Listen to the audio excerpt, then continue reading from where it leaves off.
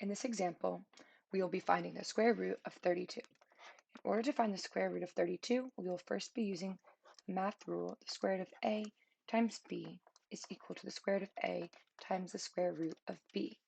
If we apply this to 32, we first need to look at the factors of 32. The factors of 32 include 16 and 2. While there are more factors of 32, I chose 16 because 16 is a perfect square. So now we can rewrite the square root of 32 as the square root of 16 times 2, which we can then use our math rule to break up into the square root of 16 times the square root of 2.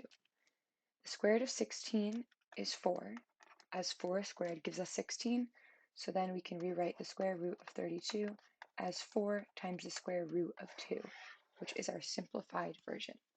However, if we want to estimate the square root of 32, we can use perfect squares near 32 to find this value. We can look at 5 squared, which is 25, and 6 squared, which is 36.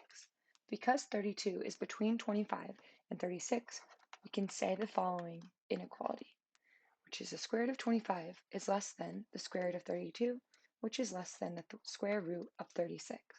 Because 5 squared equals 25, the square root of 25 will be 5, and then because 6 squared is 36, we will find that the square root of 36 is 6. Therefore, the square root of 32 is between 5 and 6.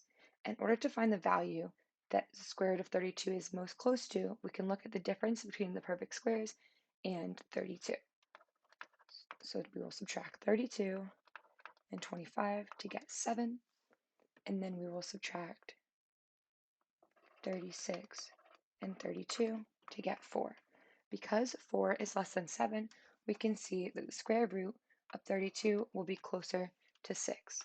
Therefore, we can estimate the square root of 32 as approximately 6.